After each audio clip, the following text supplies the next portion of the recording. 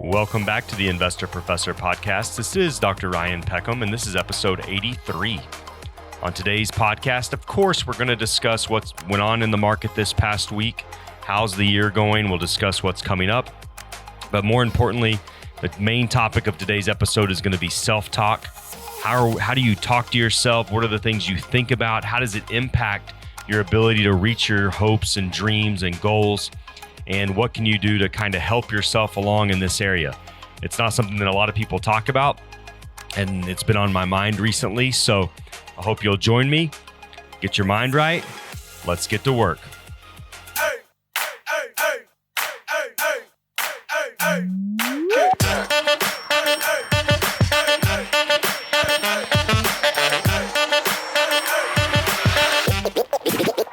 You dropped this.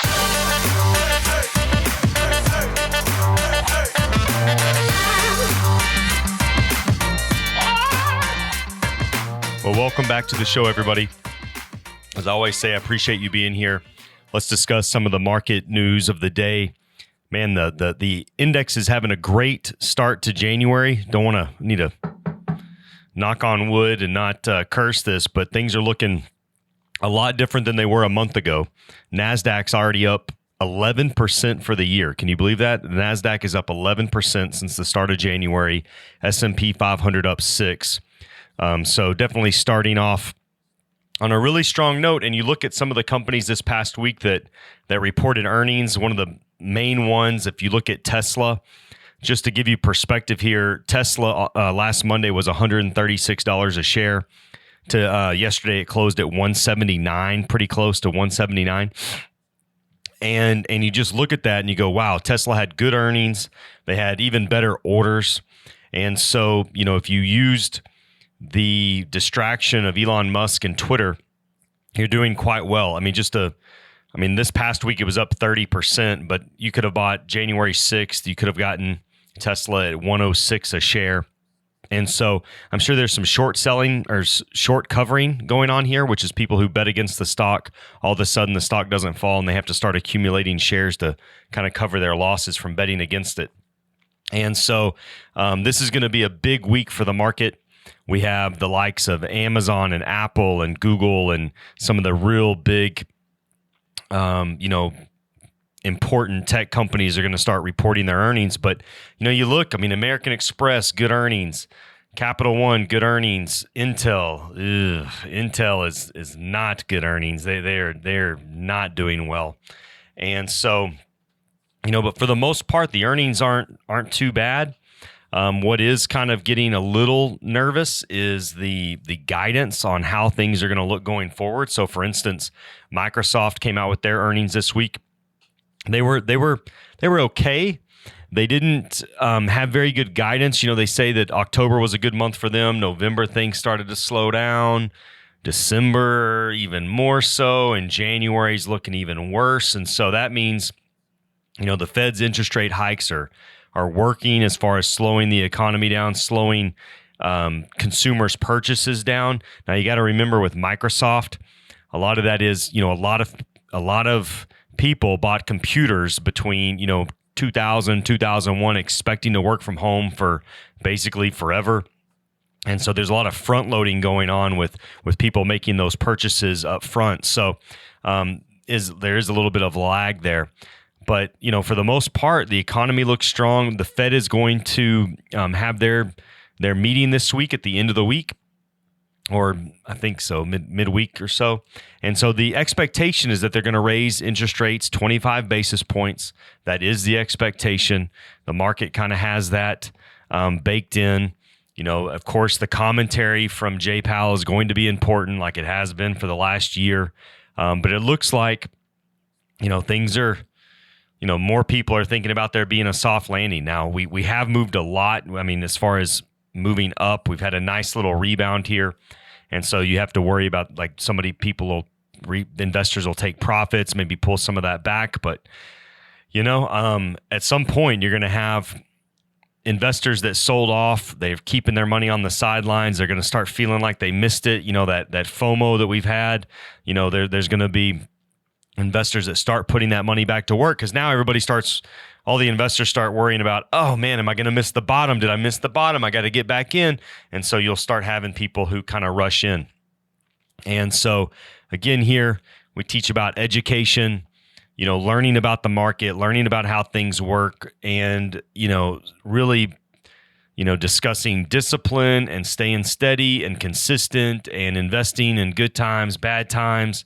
And, it's nice, the one that for y'all listening to this, we've kind of had, we've done this long enough that we saw some good times, saw some really bad times. Now we're seeing the times get better. And that's kind of the natural flow of the market, and so it's important, especially if you're young, or if you're not just young, but like a new investor, to see like that, okay, the market goes up, it comes down, then it starts to get better. And so you see this natural kind of progression of how the market works. And that's an important part of a new investor's education, is to see, yes, things go down, things look pretty bad, but yet, there's good companies, good, strong American companies.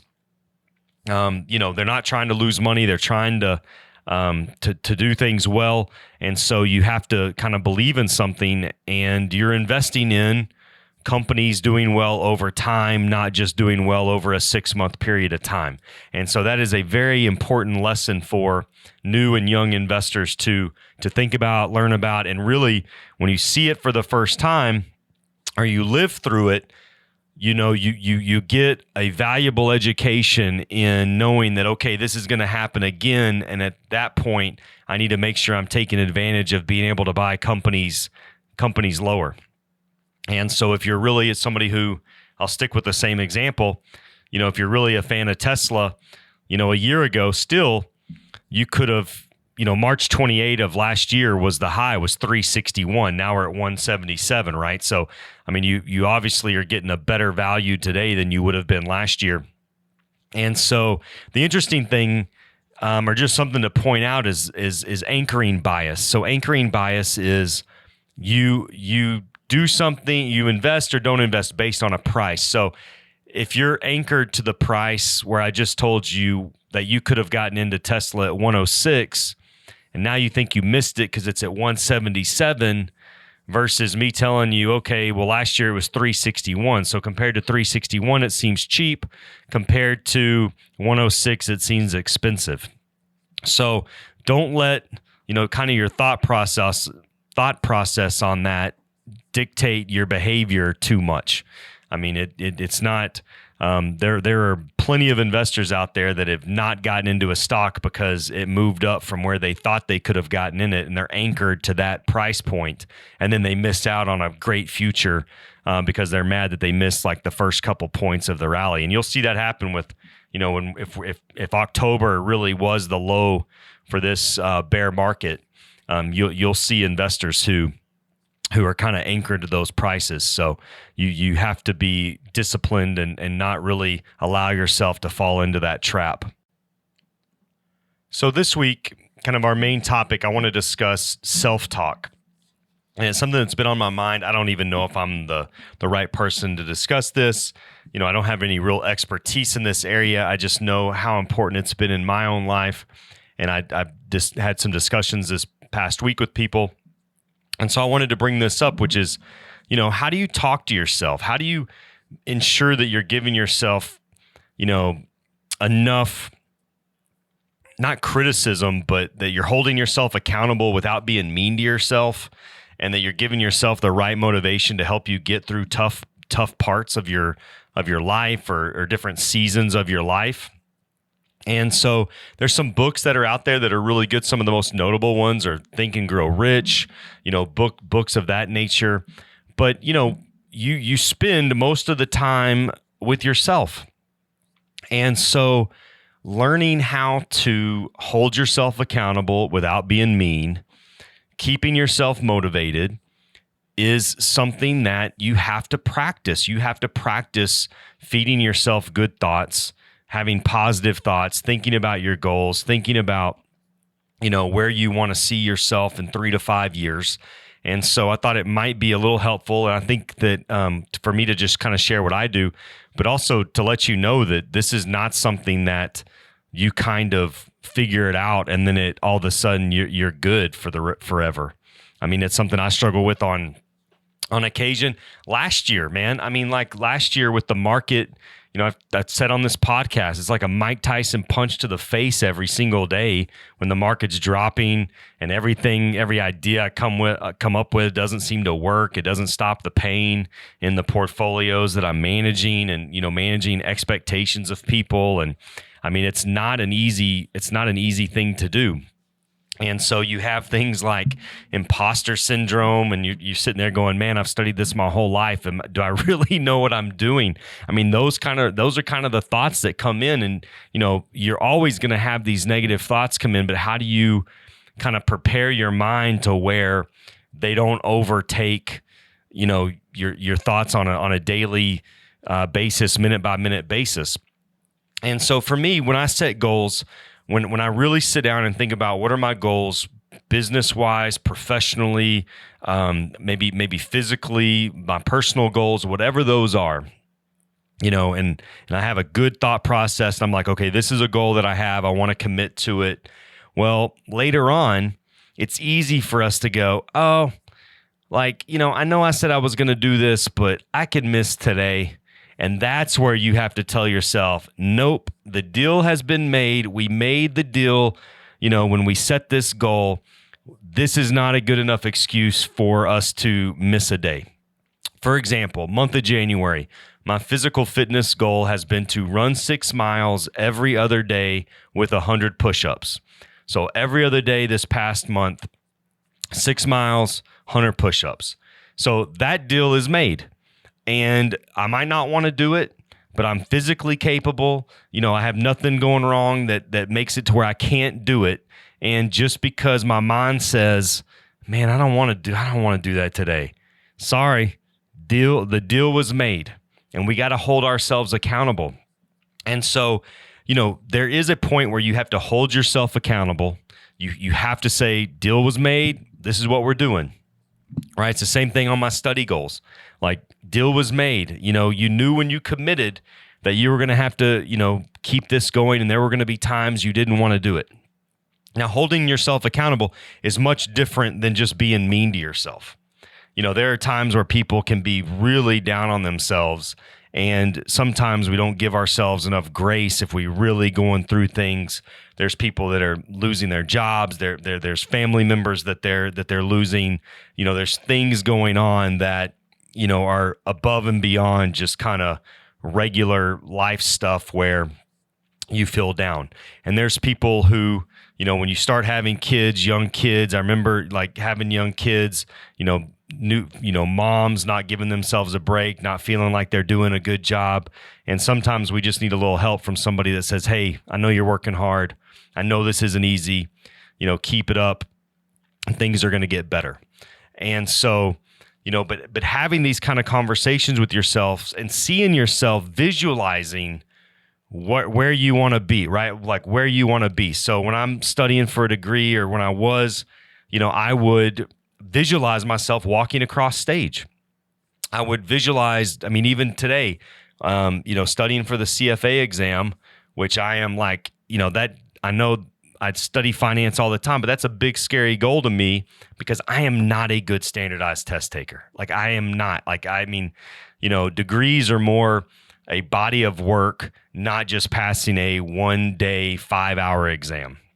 And so I freak myself out. Like I do not enjoy it. It's one of those things like, hey, I'm supposed to be an expert in this, but this test is difficult. And so it's easy to let those kind of thoughts creep in, and you got to be like, nope, I'm going to prepare. I'm going to do everything I can do, right? What are the things that I can control? What are the habits I can control? Put in the time, put in the work, and then, let things fall where they may. And you have to be okay with that because you can't control everything, but you can control your habits. You can control your thoughts. And I think in today's world, we're all, there's social media, there's TV, there's a lot of bad things happening. And it's easy for us to say, you know what, I'm not even going to start. And I think that's where the real danger is that many times we prevent ourselves from taking a chance or doing something because we talk ourselves out of it before we ever try. And so that's what you want to prevent. You don't want to be your own worst enemy. You want to be your biggest fan, and you got to believe it before other people are going to believe it. You got to see yourself achieving it, doing it, making it happen before other people are going to buy in. So, there's a lot of negativity, and you got to believe in something, right? I mean, you while you're here and while you're living, you got to believe in something. It better be yourself.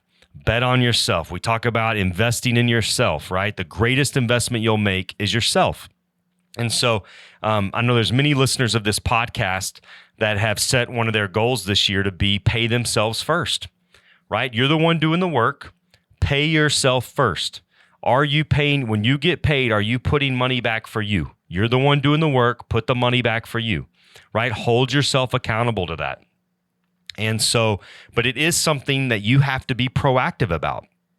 You have to be proactive and catch yourself when you start having negative or bad thoughts that are preventing you from maybe getting started, pushing through.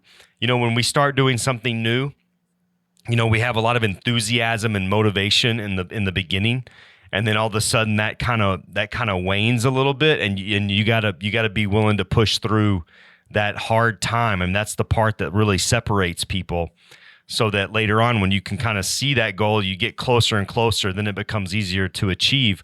But in kind of that, the middle, so to speak, it becomes it becomes difficult. And so when I think about the marathons that I want to run, I think about crossing the finish line, right? When I ran Berlin, I said this on that podcast, you run under Brandenburg Gate. Every time I ran, that's what I was thinking about. Now, London, at the end, you pass by Buckingham Palace, right? So I just insert that into my thought process. And so you have to be good about visualizing, and you have to be able to take personal, you have some personal pride in the things that you're doing. I remember working with people, and they'd say, well, when I get a promotion, I'm going to start doing better. I'm going to start caring more. When I get, if I was the president, of the company, I would be doing more. Well, it doesn't work like that. Like it's the small things day to day added up over time that really make the difference. So if you're somebody who's starting out and you're doing a really good job, like that's going to get noticed day after day after day. And those habits that you're doing, you will do well at the next job and the next job. I mean, you can't wait for somebody to come by and turn you on. What if they never show up, right? So it has to be you. And so it's something that you should, before you're going to bed at night, I always say, it's interesting. Like all of our most negative thoughts seem to come to us. You're in bed, you're alone, you're staring at the ceiling, and all of a sudden, like for some reason on some days, negative thoughts start to trickle in. I think part of it's because you become mentally tired. We only have so much willpower in a day, and so, you can be strong for only so long. And then all of a sudden, negative thoughts start to creep through, and it's time to kind of refresh your brain a little bit. But you have to think about what are the things that you listen to before you go to sleep. Those are the thoughts that you kind of go to sleep with. What are you watching when you get up? I mean, so we've all been there. We've all scrolled YouTube too long, Instagram too long, and you see some video and you're like, oh, okay, that's enough internet for today. I really got to break off of this. And so, get into a routine of watching things, trying to watch things that are positive, that give you good thoughts. Be very proactive. If you notice that you watch something, you see something that gives you a negative thought, make like a, kind of make a note of that. Go, man, why does that bother me? Why do I see that and that bothers me? Maybe I don't need to be, maybe I'm not focused on the right things, and I need to change kind of what I'm looking at here. And so when you read some of these books, there's some really good books that talk about this. I mentioned Think and Grow Rich. There is The Science of Self-Talk. I mean, I really enjoyed Think and Grow Rich. I mean, you can Google search some of these, but it is important to kind of realize how the mind works and how it can either be your friend or it can be one of your biggest enemies. So I hope this was helpful for you. And I appreciate all the feedback that we've gotten. We've gotten some really good feedback. I think we're going to have like a whole video thing happening before too long. So think about this week. Take some time. Be proactive. Think about, make mental notes on how you're just, you're talking to yourself. It does impact all the other areas of your life. If you have a negative outlook on life, you're going to be like, why would I want to invest monetarily in the stock market when I think that things aren't going well, right? It starts to trickle into all the areas of your life. So it's one of the main reasons I wanted to bring this up, because it is something that's going to impact you physically, mentally, financially. It will impact you. So, all right, big week coming up, stock market. I hope you have a great week. Don't mistake activity for achievement. I'll see you next time. Thanks, everybody.